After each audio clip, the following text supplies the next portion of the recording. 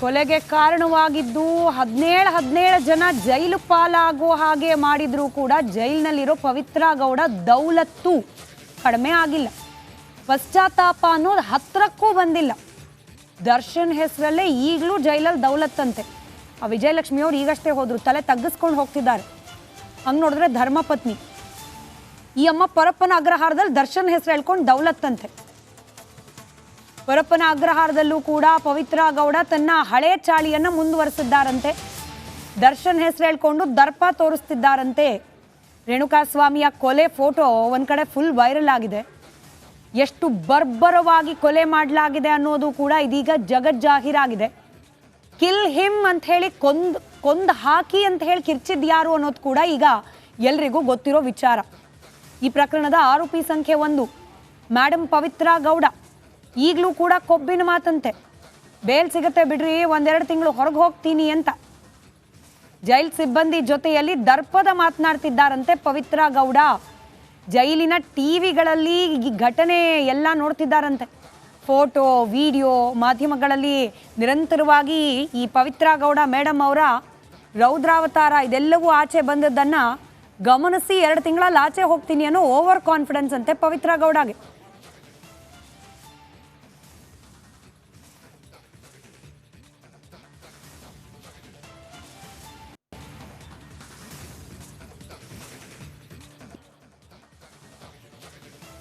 ರೇಣುಕಾಸ್ವಾಮಿಯನ್ನ kidnap ಮಾಡಲಿಕ್ಕೆ ಯಾವ ರೀತಿ ವ್ಯವಸ್ಥಿತ ಸಂಚನ್ನ ರೂಪಿಸಿದ್ರು ಈ ಆರೋಪಿಗಳು ಅನ್ನೋದಕ್ಕೆ ಸಂಬಂಧಪಟ್ಟಂತೆಯೂ ಕೂಡ ಒಂದಷ್ಟು ಡೀಟೇಲ್ಸ್ ಲಭ್ಯವಾಗ್ತಾ ಇದೆ. ರೇಣುಕಾಸ್ವಾಮಿ ಅವರ ಮನೆಯಿಂದ 200 ಮೀಟರ್ ದೂರದಲ್ಲಿ ಕಾಯ್ತಾ ಕೂತಿದ್ರಂತೆ. ಪಂಚರ್ ಶಾಪ್ ನೋಡಿ, ಕ್ರೈಮ್ ಸೀನ್ನಲ್ಲಿ ಏನೆಲ್ಲ ಇನ್ವಾಲ್ವ್ ಆಗ್ತಾ ಇದೆ. ಒಂದು ಪಂಚರ್ ಶಾಪ್ ಬಳಿಯಲ್ಲಿ ಕಾಯ್ತಾ ಇದ್ದ ಫೋಟೋ ಇದೀಗ ರಿಪಬ್ಲಿಕ್ ಕನ್ನಡಕ್ಕೆ ಲಭ್ಯವಾಗಿದೆ. ಕಿಡ್ನಾಪ್ಗೆ ಹೊಂಚಾಕಿ ಫಾಲೋ ಮಾಡಿತ್ತು ಈ ಗ್ಯಾಂಗ್. ಮದಕರಿ ವೃತ್ತ, ಚಿತ್ರದುರ್ಗದ ಮದಕರಿ ವೃತ್ತದಿಂದ ಫಾರ್ಮಸಿಗೆ ಹೋಗುವ ಮುನ್ನ ಈತನನ್ನ ಕಿಡ್ನಾಪ್ ಮಾಡಲಾಗಿದೆ. ಬಾಲಾಜಿ ಬಾರ್ ಮುಂದೆ ಕಿಡ್ನಾಪ್ ಮಾಡಿದ್ದಾರೆ ಆರೋಪಿಗಳು. ಪಂಚರ್ ಶಾಪ್ ಬಳಿಯಲ್ಲಿ ಆಟೋದಲ್ಲೇ ಕುಳಿತು ಕಾಯ್ತಾ ಇದ್ದ ಫೋಟೋ ರಿಪಬ್ಲಿಕ್ ಕನ್ನಡಕ್ಕೆ ಲಭ್ಯವಾಗಿದೆ. ನೋಡಿ, ದೃಶ್ಯದಲ್ಲಿ ಗಮನಿಸ್ತಾ ಇದ್ದೀರಿ ರೇಣುಕಾಸ್ವಾಮಿಯನ್ನ ಯಾವ ರೀತಿ ಫಾಲೋ ಮಾಡಿದ್ರು ಈ ಗ್ಯಾಂಗ್ ಅಂತ ಹೇಳಿ. ಆಟೋದಲ್ಲಿ ಕುತ್ಕೊಂಡು ಫೋಟೋ ತೆಗೆದು ಕಳಿಸಿದ್ದಾರೆ. ಅದು ಯಾರಿಗೆ ಅಪ್ಡೇಟ್ ಮಾಡೋದಿತ್ತು. ರೇಣುಕಾಸ್ವಾಮಿ ಆತ ಓಡಾಡ್ತಾ ಇದ್ದ ರೋಡ್, ಅವ್ರ ಮನೆಯಿಂದ ಒಂದು 200 ಮೀಟರ್ ದೂರ ಪಂಚರ್ ಅಂಗಡಿ, ಅದನ್ನು ಕೂಡ ನೀವು ಗಮನಿಸ್ತಾ ಇದ್ದೀರಿ. ಆತ ರೋಡ್ನಲ್ಲಿ ಹೋಗ್ತಾ ಇರೋ ಸಂದರ್ಭದಲ್ಲಿ ಆತನ ಫೋಟೋವನ್ನ ಆಟೋದಲ್ಲಿ ಕುಳಿತುಕೊಂಡು ಕ್ಲಿಕ್ಕಿಸಿದ್ದಾರೆ. ಈ ಫೋಟೋ ಅಪ್ಡೇಟ್ ಕೂಡ ಅವರಿಗೆ ಕಂಟಕವಾಗಿದೆ. ಈ ಎಲ್ಲ ಫೋಟೋಗಳು, ಆರೋಪಿ ಮೊಬೈಲ್ನಲ್ಲಿದ್ದ ಫೋಟೋಗಳು ಇದೀಗ ಚಾರ್ಜ್ ಶೀಟ್ನ ಭಾಗವಾಗಿ ಹೋಗಿದೆ. ಹೆಂಗೆ ಪ್ಲಾನ್ ಮಾಡಿ ಆತನನ್ನು ಅರೆಸ್ಟ್ ಮಾಡಲಾಗಿತ್ತು. ರಿಪಬ್ಲಿಕ್ ಕನ್ನಡದ ಎಕ್ಸ್ಕ್ಲೂಸಿವ್ ದೃಶ್ಯದಲ್ಲಿ ಗಮನಿಸ್ತಾ ಇದ್ದೀರಿ. ಸೇಮ್ ಸ್ಪಾಟ್ ಎಲ್ಲಿ ಈ ಗ್ಯಾಂಗ್ ರೇಣುಕಾಸ್ವಾಮಿಗೋಸ್ಕರ ಕಾದು ಕುಳಿತಿತ್ತು, ಅದೇ ಸ್ಪಾಟ್ನ ದೃಶ್ಯವನ್ನ ಒಂದು ಕಡೆ ಗಮನಿಸ್ತಾ ಇದ್ದೀರಿ. ರಿಪಬ್ಲಿಕ್ ಕನ್ನಡದ ಎಕ್ಸ್ಕ್ಲೂಸಿವ್ ದೃಶ್ಯ ಇದು. ಇದೇ ಜಾಗದಲ್ಲಿ ರೇಣುಕಾಸ್ವಾಮಿ ಮನೆಯಿಂದ ಆಚೆ ಬಂದು ಮೆಡಿಕಲ್ ಶಾಪ್ ಕಡೆಗೆ ಹೋಗೋ ಸಂದರ್ಭದಲ್ಲಿ ಆಟೋದಲ್ಲಿ ಕಾದು ಕುಳಿತಿದ್ದ ಆರೋಪಿ ಸಂಖ್ಯೆ 7 ಅನುಕುಮಾರ್ ಈ ಫೋಟೋವನ್ನ ಕ್ಲಿಕ್ಕಿಸಿ ಅದು ಯಾರಿಗೆ ಅಪ್ಡೇಟ್ ಮಾಡಿದ್ನೋ ಗೊತ್ತಿಲ್ಲ, ಬಟ್ ಈಗ ರಿಪಬ್ಲಿಕ್ ಕನ್ನಡಕ್ಕೆ ಎಕ್ಸ್ಕ್ಲೂಸಿವ್ ಆಗಿ ಲಭ್ಯವಾಗಿದೆ.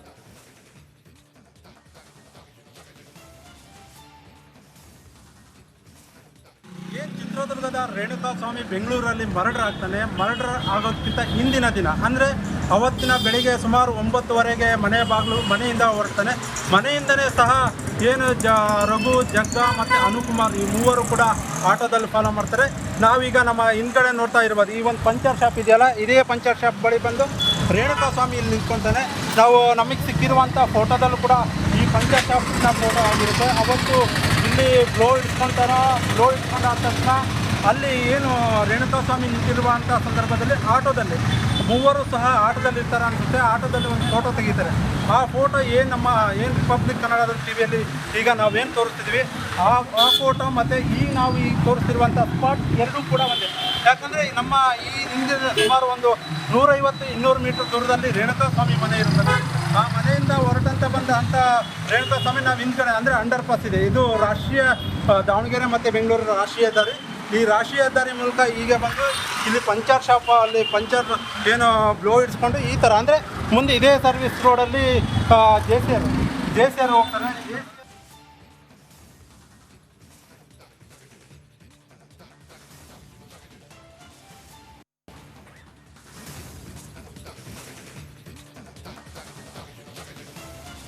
ಬಳ್ಳಾರಿಯ ಕೇಂದ್ರ ಕಾರಾಗೃಹದಿಂದ ನೇರ ಪ್ರಸಾರದ ದೃಶ್ಯದಲ್ಲಿ ಗಮನಿಸ್ತಾ ಇದ್ದೀರಿ. ದರ್ಶನ್ ಭೇಟಿ ಆಗ್ಲಿಕ್ಕೆ ಪತ್ನಿ ವಿಜಯಲಕ್ಷ್ಮಿ, ಸಹೋದರ ದಿನಕರ್ ತೂಗುದೀಪ್ ಆಗಮಿಸಿದ್ದಾರೆ. 4:30ಕ್ಕೆ ಸರಿಯಾಗಿ ಸಮಯ ನಿಗದಿಯಾಗಿದೆ ಭೇಟಿಗೆ.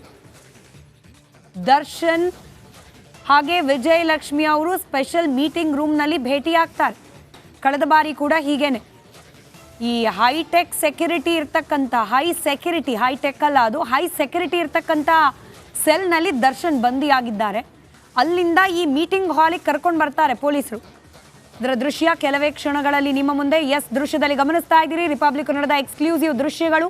ಕಳೆದ ಬಾರಿ ಪತ್ನಿ ತಂದ್ಕೊಟ್ಟಿದ್ದ ಟಿ ಶರ್ಟ್, ಬಹುಶಃ ಕಳೆದ ಬಾರಿ ಅಟ್ಯಾಕ್ ಸಮೇತ ತಂದ್ಕೊಟ್ಟಿದ್ದ ಟಿ ಶರ್ಟ್ ಧರಿಸಿ ದರ್ಶನ್ ಇದೀಗ ಪತ್ನಿ ವಿಜಯಲಕ್ಷ್ಮಿ ಭೇಟಿಗೆ ಆಗಮಿಸ್ತಾ ಇದ್ದಾರೆ. ನೇರ ಪ್ರಸಾರದ ದೃಶ್ಯದಲ್ಲಿ ನೀವು ಗಮನಿಸ್ತಾ ಇದ್ದೀರಿ. ಬಳ್ಳಾರಿಯ ಕೇಂದ್ರ ಕಾರಾಗೃಹದಲ್ಲಿ ದರ್ಶನ್ ಪತ್ನಿ ವಿಜಯಲಕ್ಷ್ಮಿಯನ್ನ ಭೇಟಿಯಾಗ್ಲಿಕ್ಕೆ ಹೋಗ್ತಾ ಇದ್ದಾರೆ ಮೀಟಿಂಗ್ ಹಾಲ್ ಕಡೆಗೆ. ಹೈ ಸೆಕ್ಯೂರಿಟಿ ಬರಾಕ್ನಲ್ಲಿ ಒಬ್ಬರೇ ಇರುವ ದರ್ಶನ್ ಅವರನ್ನ ಇದೀಗ ಭೇಟಿಯಾಗಿ ಸಮಾಧಾನ ಪಡಿಸಲಿಕ್ಕೆ ಆಗಮಿಸಿದ್ದಾರೆ ಪತ್ನಿ ವಿಜಯಲಕ್ಷ್ಮಿ. ದೃಶ್ಯದಲ್ಲಿ ಗಮನಿಸ್ತಾ ಇದ್ದೀರಿ. ಬಳ್ಳಾರಿಯ ಕೇಂದ್ರ ಕಾರಾಗೃಹದಲ್ಲಿ ಮತ್ತೊಂದು ಬಾರಿಗೆ ಪತ್ನಿ ವಿಜಯಲಕ್ಷ್ಮಿ ದರ್ಶನ್ ಭೇಟಿಯಾಗ್ಲಿಕ್ಕೆ ಬಂದಿದ್ದಾರೆ. ಮುಂದಿನ ಕಾನೂನಾತ್ಮಕ ಹೋರಾಟ ಹಾಗೆ ಆರೋಗ್ಯ ಇತ್ಯಾದಿ ಎಲ್ಲ ವಿಚಾರಗಳ ಬಗ್ಗೆ ಕೂಡ ವಿಚಾರಿಸ್ಕೊಂಡು ಹೋಗ್ತಾರೆ ವಿಜಯಲಕ್ಷ್ಮಿ ಅವರು. ಪರಪನಗ್ರಹಾರ ಕಾರಾಗೃಹದಲ್ಲಿರ್ತಾ ಕೂಡ ಪ್ರತಿ ವಾರ ಮಿಸ್ ಮಾಡ್ದಲೇ ದರ್ಶನ್ ಭೇಟಿಗೆ ಹೋಗಿದ್ದಾರೆ ವಿಜಯಲಕ್ಷ್ಮಿ. ಇನ್ಫ್ಯಾಕ್ಟ್ ಜೈಲಿನ ವಾಸವನ್ನ ದರ್ಶನ್ ಕಂಡಿದ್ದೇನೆ ಅಂತ ಧರ್ಮಪತ್ನಿ ವಿಜಯಲಕ್ಷ್ಮಿ ಅವರು ಹಲ್ಲೆ ಮಾಡಿದ್ರು ಅನ್ನೋ ಕಾರಣಕ್ಕೆ ಮೊದಲ ಬಾರಿಗೆ. 2ನೇ ಬಾರಿಗೆ ಪವಿತ್ರ ಗೌಡಂಗ್ ಅದ್ಯಾರೋ ಮೆಸೇಜ್ ಕಳಿಸ್ತಾ ಅನ್ನೋ ಕಾರಣಕ್ಕೆ ಆತನ ಕೊಲೆ ಮಾಡಿದ್ದಾರೆ ಅನ್ನೋ ಆರೋಪದ ಮೇಲೆ ಆಗ್ಲೂ ಜೈಲಿನಿಂದ ಹೊರಗೆ ತರಿಸಿದ್ದು ಇದೇ ವಿಜಯಲಕ್ಷ್ಮಿ. ಈಗಲೂ ಕೂಡ ಜೈಲಿನಿಂದ ಹೊರಗೆ ತರಿಸೋ ಪ್ರಯತ್ನ ಮಾಡ್ತಾ ಇರೋದು ಇದೇ ವಿಜಯಲಕ್ಷ್ಮಿ ಅವರು, ದರ್ಶನ್ ಅವರ ಧರ್ಮಪತ್ನಿ ವಿಜಯಲಕ್ಷ್ಮಿ. ಬಳ್ಳಾರಿಯಲ್ಲಿದ್ರೂ ಕೂಡ ಬಿಡದೆ ಹೋಗಿ ವಾರ ನೋಡ್ತಿದ್ದಾರೆ ವಿಜಯಲಕ್ಷ್ಮಿ ಅವರು. ದರ್ಶನ್ ಅವರ ಅಭಿಮಾನಿಗಳು ವಿಶೇಷವಾಗಿ ಗಮನ ಕೊಡಬೇಕಾಗಿರೋದು ಇದ್ರ ಬಗ್ಗೆ. ವಿಜಯಲಕ್ಷ್ಮಿ ಅವರು ಸ್ವಂತ ಹೆಂಡತಿ ಆದರೂ ಕೂಡ ನಿಮ್ಮ ಥರ ರೋಡಲ್ಲಿ ನಿಂತ್ಕೊಂಡು ಎದೆ ಹೊಡ್ಕೊಳ್ತಿಲ್ಲ. ಮಾಡಬೇಕಾಗಿರೋ ಕೆಲಸವನ್ನ, ಕೊಡಬೇಕಾಗಿರೋ ಸಪೋರ್ಟನ್ನು ಕೊಡಬೇಕಾದ ರೀತಿಯಲ್ಲಿ ಕೊಡ್ತಿದ್ದಾರೆ.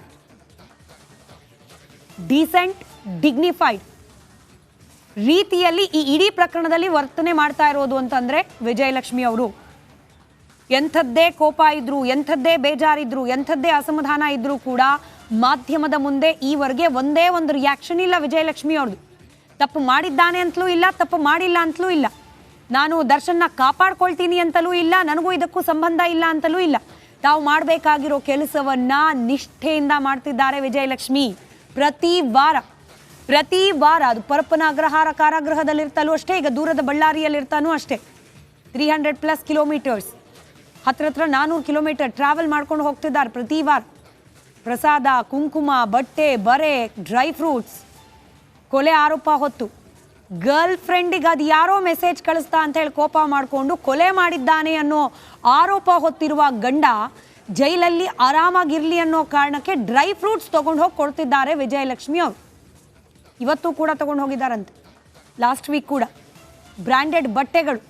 ಅದು ಯಾರೋ ವಿಲ್ಸನ್ ಗಾರ್ಡನ್ ನಾಗನ ಹತ್ರ ಯಾಕೆ ಇಸ್ಕೊಳ್ತೀಯಾ, ನಾನೇ ಮನೆಯನ್ನು ತಂದ್ಕೊಡ್ತೀನಿ ಅನ್ನೋ ರೀತಿಯಲ್ಲಿದೆ ವಿಜಯಲಕ್ಷ್ಮಿ ಅವ್ರು ಕೊಡ್ತಿರೋದು ನೋಡಿದ್ರೆ. ಅವ್ರ ಮನಸ್ಸಲ್ಲಿ ಅಂಥ ಭಾವನೆ ಇದೆಯೋ ಎಲ್ಲೋ ಗೊತ್ತಿಲ್ಲ. ನಿಷ್ಠೆಯಿಂದ ಒಳ್ಳೊಳ್ಳೆ ಬಟ್ಟೆಗಳನ್ನ ತೊಗೊಂಡು ಹೋಗಿ ಕೊಡ್ತಾ ಇದ್ದಾರೆ ಪತಿ ದರ್ಶನ್ ಅವರಿಗೆ. ಈ ಬಾರಿ ಕೂಡ ಒಂದು ಬ್ಯಾಗ್ ತುಂಬ ಬಟ್ಟೆಗಳನ್ನು ತೊಗೊಂಡು ಹೋಗಿದ್ದಾರೆ. ಆ ಬ್ಯಾಗ್ ಕಂಪ್ಲೀಟ್ ಆಗಿ ಪರಿಶೀಲನೆಗೆ ಒಳಪಡಿಸಿದ್ದಾರೆ ಪೊಲೀಸರು. ಈಗ ದರ್ಶನ್ ಹಾಗೆ ವಿಜಯಲಕ್ಷ್ಮಿ ಇಬ್ಬರು ಕೂಡ ಮೀಟಿಂಗ್ ಹಾಲ್, ಈ ಬಳ್ಳಾರಿಯ ಸೆಂಟ್ರಲ್ ಜೈಲ್ನ ಮೀಟಿಂಗ್ ಹಾಲ್ನಲ್ಲಿ ಭೇಟಿಯಾಗಿದ್ದಾರೆ. ಜೊತೆಯಲ್ಲಿ ದರ್ಶನ್ ಅವ್ರ ತಮ್ಮ ದಿನಕರ್ ಅವರು ಕೂಡ ದೂರ ಆಗಿದ್ರು. ಈ ಕೊಲೆ ಪ್ರಕರಣ ಆಚೆ ಬರೋವರೆಗೂ ದರ್ಶನ್ ಅವರ ತಾಯಿ ಹಾಗೆ ತಮ್ಮ ಇಬ್ರು ನಮ್ಗೆ ಇವ್ರ ಸವಾಸನೆ ಬೇಡ ಅಂತ ಹೇಳಿ ದೂರ ಇದ್ರು. ಇದೀಗ ಸಹೋದರ ಕೂಡ ಅಣ್ಣನನ್ನ ನೋಡ್ಲಿಕ್ಕೆ ಬಳ್ಳಾರಿವರೆಗೂ ಹೋಗಿದ್ದಾರೆ. ಮತ್ತಷ್ಟು ಡೀಟೇಲ್ಸ್ ನಮ್ಮ ಪ್ರತಿನಿಧಿ ರೇಣುಕಾರಾಧ್ಯ ನೀಡ್ತಾ ಹೋಗ್ತಾರೆ, ದೂರವಾಣಿ ಸಂಪರ್ಕದಲ್ಲಿದ್ದಾರೆ. ರೇಣುಕಾರಾಧ್ಯ, ಇವತ್ತು ಕೂಡ ಅರ್ಧ ಗಂಟೆನ ಸಮಯ ಸಿಕ್ಕಿರೋದು ಈ ಭೇಟಿಗೆ, ಮಾತುಕತೆಗೆ? ಖಂಡಿತ ಸ್ಮಿತಾ, ಈಗ 4 ಗಂಟೆಗೆ ಅಂದ್ರೆ 4:30ಕ್ಕೆ ಸರಿಯಾಗಿ ದರ್ಶನ್ ಅವರನ್ನ ಅವರ ಹೈ ಸೆಕ್ಯೂರಿಟಿ ಸೆಲ್ ನಿಂದ ಕರ್ಕೊಂಡು ಬರಲಾಗಿದೆ. ಸರಿಯಾಗಿ 4:30ಕ್ಕೆ ಅವರ ಭೇಟಿ ಆರಂಭವಾಗಿದೆ. ಅಂದ್ರೆ 5 ಗಂಟೆವರೆಗೂ ಇವರ ಭೇಟಿ ಇರುತ್ತೆ. ಅಂದ್ರೆ ಒಬ್ಬ ಕೈದಿಯನ್ನ ಅಂದ್ರೆ ವಿಚಾರಣಾಧೀನ ಕೈದಿಯನ್ನ ಅರ್ಧ ಗಂಟೆ ಮಾತ್ರ ಮಾತನಾಡಿಸೋದಕ್ಕೆ ಅಥವಾ ಭೇಟಿ ಮಾಡೋದಕ್ಕೆ ಅವಕಾಶ ಇರುತ್ತೆ. ಅದರ ಪ್ರಕಾರವೇ ಅರ್ಧ ಗಂಟೆ ಮಾತ್ರ ಇವರು ಮಾತುಕತೆ ನಡೆಸ್ತಾರೆ. 5 ಗಂಟೆಗೆ ಸರಿಯಾಗಿ ದರ್ಶನ್ ಅವರು ಮತ್ತೆ ಹೈ ಸೆಕ್ಯೂರಿಟಿ ಸೆಲ್ಗೆ ವಾಪಸ್ ಹೋಗ್ಬೇಕಾಗುತ್ತೆ. ಇಲ್ಲಿ ವಿಜಯಲಕ್ಷ್ಮಿ ಅವರು 4:15ಕ್ಕೆ ಮೊದಲು ಬಂದು ಅವರಿಗೋಸ್ಕರ ಕಾಯ್ತಾ ಅವರ ಸಹೋದರ ಕೂಡ ದಿನಕರ್ ಅವರು ಕೂಡ ಬಂದಿದ್ದಾರೆ. ಜೊತೆಗೆ ಅವರ ಇನ್ನೊಬ್ಬ ಸಂಬಂಧಿ ಸುಶಾಂತ್ ಅವರು ಕೂಡ ಇದ್ದಾರೆ. ಅಂದ್ರೆ ಈ 3 ಜನ 4:15ಕ್ಕೆ ಬಂದು ಒಂದು ಸಂದರ್ಶಕರ ಕೊಠಡಿಯಲ್ಲಿ ಕುಳಿತಿದ್ರು. ಈಗ 4:30ಕ್ಕೆ ಸರಿಯಾಗಿ ಲಾಸ್ಟ್ ಟೈಮ್ ಯಾವ ರೀತಿಯಾಗಿ ಪ್ರೋಸೆಸ್ಗಳಾದವು ಅದೇ ರೀತಿಯಾಗಿ ಹೈ ಸೆಕ್ಯೂರಿಟಿ ಸೆಲ್ ನಿಂದ ಅವರನ್ನ ಭದ್ರತೆಯಲ್ಲಿ ದರ್ಶನ್ ಅವ್ರನ್ನ ಕರ್ಕೊಂಡು ಬಂದು ಈಗ ಮೀಟಿಂಗ್ ಹಾಲ್ ನಲ್ಲಿ ಬಿಡಲಾಗಿರ್ತಕ್ಕಂಥದ್ದು. ಅಂದ್ರೆ ಸುಮಾರು ಅರ್ಧ ಗಂಟೆ ಮಾತುಕತೆ ನಡೆಸ್ತಾರೆ. ಆ ಒಂದು ಮೀಟಿಂಗ್ ಹಾಲ್ ನಲ್ಲಿ ಸಂಪೂರ್ಣವಾಗಿ CCTV ರೆಕಾರ್ಡಿಂಗ್ ಇರುತ್ತೆ. ಯಾಕಂದ್ರೆ ಆ ಒಂದು ಭೇಟಿ ಸಂದರ್ಭದಲ್ಲಿ ಏನಾದರೂ ಕೊಡಬಹುದು ಅನ್ನುವ ನಿಟ್ಟಿನಲ್ಲಿ ಆ ರೀತಿಯಾದ ಒಂದು ಹದ್ದಿನ ಕಣ್ಣನ್ನ ಇಟ್ಟಿರ್ತಾರೆ. ಈಗ ನಮಗೆ ಸ್ಪಷ್ಟವಾಗಿ ರಿಪಬ್ಲಿಕ್ ಕನ್ನಡ ಕ್ಯಾಮ್ರಾದಲ್ಲಿ ಸೆರೆಯಾದ ದೃಶ್ಯಗಳನ್ನ ನೋಡಿದಾಗ ಒಂದು ಬ್ಯಾಗ್ ಅನ್ನ ಮಾತ್ರ ತಂದಿದ್ದಾರೆ. ಅದರಲ್ಲಿ ಕೆಲವೊಂದಿಷ್ಟು ಬಟ್ಟೆಗಳನ್ನ ತಂದಿದ್ದಾರೆ ದರ್ಶನ್ಗಾಗಿ. ಅದನ್ನ ಬಿಟ್ರೆ ಜೊತೆಗೆ ಒಂದೆರಡು ಪೇಪರ್ಸ್ ಗಳಿದ್ವು. ಕೆಲವೊಂದು ದಾಖಲೆಗಳು ಅದರಲ್ಲಿ ಇದ್ವು. ಅವನ್ನು ಕೂಡ ಈಗ ಅಲ್ಲಿಗೆ ತೆಗೆದುಕೊಂಡು ಹೋಗಿರಲಾಗಿರ್ತಕ್ಕಂಥದ್ದು. ಸುಮಾರು ಅರ್ಧ ಗಂಟೆ ಮಾತುಕತೆ ಬಳಿಕ ಅಲ್ಲಿ ಏನಾಗುತ್ತೆ ಅನ್ನೋದು ನಮಗೆ ಒಂದು ಸ್ಪಷ್ಟ ಚಿತ್ರಣ ಸಿಗುತ್ತೆ. ಇದೀಗ ಮೀಟಿಂಗ್ ಆರಂಭವಾಗಿದೆ. ಅಂದ್ರೆ ಅವರು ಮಾತುಕತೆಯನ್ನ ಆರಂಭಿಸಿದರೆ ಈಗ ಒಂದೊಂದು ಕ್ಷಣವೂ ಕೂಡ ಅವರಿಗೆ ನಿಜಕ್ಕೂ ಒಂದು ಸಾಕಷ್ಟು ಮೌಲ್ಯಯುತವಾಗಿದೆ ಅಂತ ಹೇಳಿದ್ರೆ ತಪ್ಪಾಗಲಿಕ್ಕಿಲ್ಲ. ಯಾಕಂದ್ರೆ ಸಾಕಷ್ಟು ವಿಚಾರವನ್ನ ಅವರು ಚರ್ಚೆ ಮಾಡಬೇಕಾಗಿದೆ. ಸಾಕಷ್ಟು ಏನು ರೇಣುಕಾಸ್ವಾಮಿ ಕೊಲೆ ಪ್ರಕರಣದಲ್ಲಿ ಚಾರ್ಜ್ ಶೀಟ್ ಸಲ್ಲಿಕೆ ಆಗಿದೆ. ಸುದೀರ್ಘವಾದ ಚಾರ್ಜ್ ಶೀಟ್ ಸಲ್ಲಿಕೆ ಆಗಿದೆ. ಅದರಲ್ಲಿ ಇರ್ತಕ್ಕಂಥ ಎಲ್ಲ ಅಂಶಗಳನ್ನು ಅವರಿಗೆ ಹೇಳೋದಕ್ಕೆ ಆಗದೆ ಹೋದ್ರೂ ಕೂಡ ಅಲ್ಲಿ ಆಗಿರ್ತಕ್ಕಂಥ ಪ್ರಮುಖ ಅಂಶಗಳನ್ನ ಇಲ್ಲಿ ಅವರು ತಿಳಿಸಬಹುದು. ನಾಳೆ ಅವರ ಲೀಗಲ್ ಟೀಮ್ ಬರುತ್ತೆ ಅಂತ ಈಗ ನಮ್ಗೆ ಮಾಹಿತಿ ಸಿಕ್ಕಿರ್ತಕ್ಕಂಥದ್ದು. ಅಲ್ಲಿ ಆ ಸಂದರ್ಭದಲ್ಲಿ ಏನು ನಿರ್ಧಾರ ತೆಗೆದುಕೊಳ್ಬೇಕು ಅನ್ನೋದ್ರ ಬಗ್ಗೆ ಚರ್ಚೆಯನ್ನ ಈಗ ಮಾಡ್ತಾ ಇದ್ದಾರೆ ಅಂತ ಹೇಳಾಗ್ತಾ ಇರ್ತಕ್ಕಂಥದ್ದು. ಸ್ಮಿತಾ, ಧನ್ಯವಾದ ರೇಣುಕಾರಾಧ್ಯ ಮಾಹಿತಿಗಾಗಿ. ಈ ದರ್ಶನ್ ಅಂಡ್ ಗ್ಯಾಂಗ್ ನ ಕ್ರೌರ್ಯ ಬಗೆದಷ್ಟು ಕೂಡ ಬಯಲಾಗ್ತಾ ಹೋಗ್ತಾ ಇದೆ. ರೇಣುಕಾಸ್ವಾಮಿ ನರಳಿ ಪ್ರಾಣ ಬಿಟ್ಟಿದ್ದಾನೆ. ಆದರೆ ಪಟ್ಟಣಗೆರೆ ಶೆಡ್ನ ಪಾಪಿಗಳು ಕೊಲೆ ಬಳಿಕ ಮಾಡಿದ್ದು ಏನು ಗೊತ್ತಾ? ಅದರ ಕಂಪ್ಲೀಟ್ ಡೀಟೇಲ್ಸ್ ನಿಮ್ಮ ಮುಂದೆ.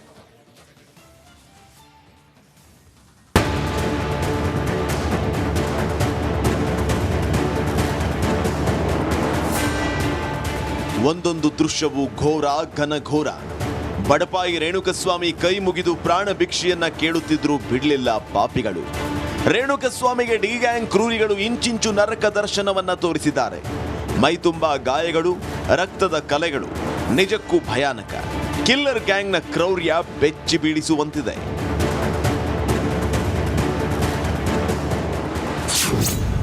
ಶೆಡ್ನಲ್ಲಿ ಹಲ್ಲೆ, ಪಬ್ನಲ್ಲಿ ಪೊರ್ಕಿ ಪಾರ್ಟಿ. ಸ್ಟೋನಿ ಬ್ರೂಕ್ ಪಾರ್ಟಿನೂ ಇಲ್ಲೇ, ಪ್ಲಾನೂ ಇಲ್ಲೇ. ಈ ಪಬ್ನಲ್ಲೇ ಡಿ ಸಫಾರಿ. ಇಲ್ಲೇ ಇದ್ದ ರೇಣುಕಸ್ವಾಮಿ ಸಾವಿನ ರುವಾರಿ. ರಕ್ಕಸರನ್ನ ಒಟ್ಟುಗೂಡಿಸೋಕೆ ಇಂಥದ್ದೊಂದು ಹೈಫೈ ಅಡ್ಡಾನ ಕ್ರಿಯೇಟ್ ಮಾಡಿದ್ದೇ ದರ್ಶನಂತೆ. ಪಟ್ಟಣಗೆರೆ ಶೆಡ್ನಲ್ಲಿ ರಾಕ್ಷಸರ ಅಟ್ಟಹಾಸ ಮಿತಿಮೀರಿತ್ತು. ಈ ಗ್ಯಾಂಗ್ನ ದುರುಳರು ರೇಣುಕಸ್ವಾಮಿ ಮೇಲೆ ಹಲ್ಲೆ ಮಾಡ್ತಾ ಇದ್ರೆ ಪೊರ್ಕಿ ಸ್ಟೋನಿ ಬ್ರೂಕ್ನಲ್ಲಿ ಪಾರ್ಟಿ ಮಾಡ್ತಾ ಇದ್ದ. ಇಲ್ಲಿಗೆ ಬಂದಿದ್ದ A2 ಪವನ್ ರೇಣುಕಸ್ವಾಮಿಗೆ ಥಳಿಸಿದ್ದ ಫೋಟೋನ ದರ್ಶನ್ಗೆ ತೋರಿಸಿದ್ದ. ಬಳಿಕ ಪಾರ್ಟಿಯಿಂದ ಎದ್ದು ಶೆಡ್ಗೆ ಬಂದಿದ್ದ ದಾಸ. ಕೊಲೆಗೂ ಮುನ್ನ, ಕೊಲೆ ನಂತರವೂ ಎಣ್ಣೆ ಪಾರ್ಟಿ. ಡೆವಿಲ್ ಗ್ಯಾಂಗ್ ಕೊಲೆಗೂ ಮುನ್ನ ಮತ್ತು ಕೊಲೆ ಬಳಿಕವೂ ಪಾರ್ಟಿ ಮಾಡಿದೆ. ಪಟ್ಟಣಗೆರೆ ಶೆಡ್ನ ರಕ್ಕಸರು ಸ್ಟೋನಿ ಬ್ರೂಕ್ನಲ್ಲಿ ಕಿಕ್ಕೇರಿಸಿಕೊಂಡಿದ್ರು.